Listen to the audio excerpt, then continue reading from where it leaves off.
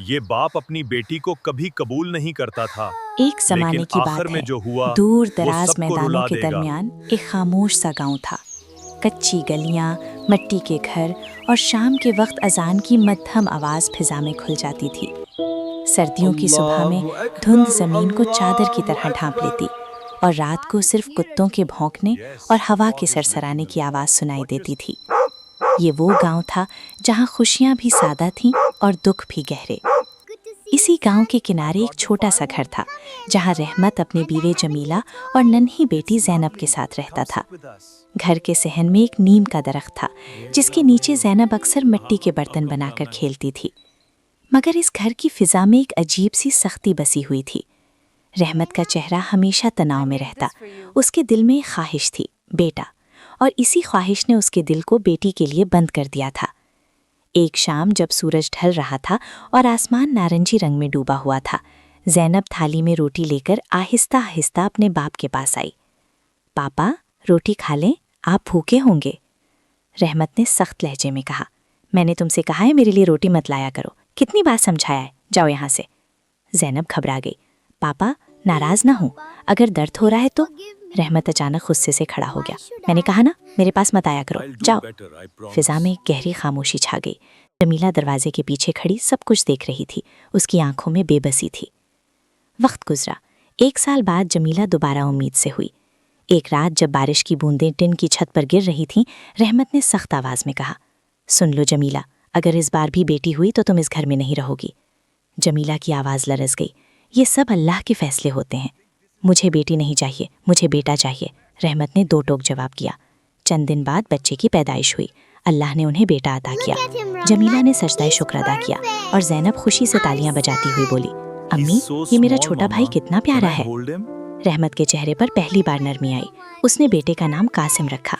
एक रात जब चांदनी सहन में फैली हुई थी, रहमत कासिम को गोद में लिए बैठा था। जैनब आहिस्ता से करीब आई। अबू, मैं भी भाई को देख लूं?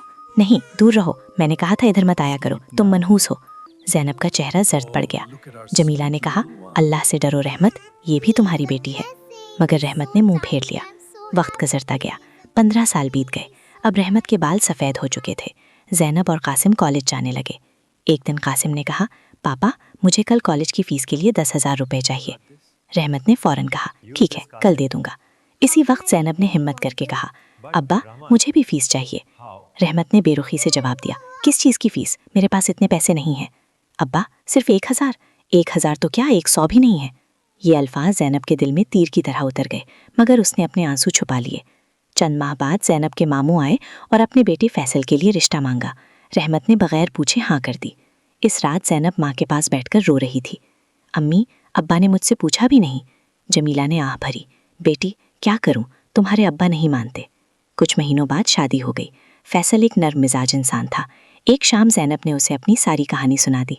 फैसल ने खामोशी से सुना, फिर कहा, गम ना करो, तुम पढ़ोगी, तुम डॉक्टर बनोगी, मैं तुम्हारे साथ हूँ। जैनब की आंखों में पहली बार उम्मीद चमकी। चंद माह बाद जमीला का इंतकाल हो गया। घर में सन्नाटा छा गया। जैनब माँ के जनाजे से लिपटकर रोती रही। रहमत दूर खड़ा था। उसकी आंखों में भी नमी थी, मगर गुरूर अब भी जिंदा था। वक्त गुजरता गया। 5 साल बाद जैनब डॉक्टर बन गई। दूसरी तरफ रहमत कमज़ोर हो चुका था। कासिम ने अपनी मर्जी से शादी कर ली और शादी के बाद उसका रवैया बदलने लगा। एक रात रहमत ने धीमी आवाज़ में कहा, बेटा, मेरे लिए रोटी बना दो, मैं भूखा हूँ। कासिम ने बेरुखी से जवाब दिया, हम बाहर खा आए हैं, आपके लिए नहीं लाए। अचानक रहमत को एक नन्ही सी आवाज़ याद आई, पापा, रोटी खा लें, आप भूखे होंगे। उसकी आंखों में आंसू भर आए। चंद हफ्तों बाद कासिम की बीवी ने साफ कह दिया, या तो मैं रहूंगी या आपके वालिद। कासिम ने खामोशी से फैसला कर लिया और एक उदास सुबह वो रहमत को ओल्ड एज होम छोड़ आया। वहाँ सफ़ेद दीवारें, खामोश कमरे और बूढ़े लोगों की मध्यम सांसें थीं। रहमत अक्सर खिड़की से बाहर देखता रहता। 1 माह बाद उसकी तबीयत खराब हो गई। इलाज के लिए एक डॉक्टर आई। दरवाजा खुला। सफेद कोट में एक वकार औरत अंदर आई। रहमत ने कमजोर आवाज में पूछा, डॉक्टर साहिबा, आप क्यों रो रही हैं? वो लरजती आवाज में बोली, अब्बा जी, मैं आपकी बेटी जैनब हूँ। वक्त जैसे रुक गया। रहमत के हाथ कांपने लगे।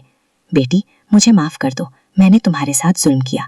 जैनब की आंखों से आंसू बहने लगे। अब्बू, मैंने कभी आपसे नफरत नहीं की।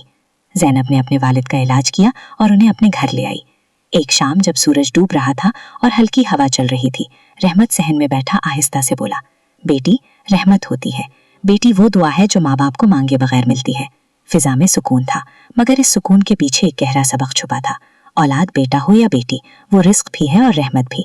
जो दिल नफरत से बंद हो जाए वो वक्त के साथ तन्हा रह जाता है, और कभी कभी जिंदगी हमें वही दुख चखाती है जो हमने दूसरों को दिए होते हैं। अगर आपको ये कहानियाँ पसंद हैं तो फौरन सब्सक्राइब करें और बेल आइकन दबाएं ताकि हर नई कहानी आगे आप सबसे पहले देख सकें।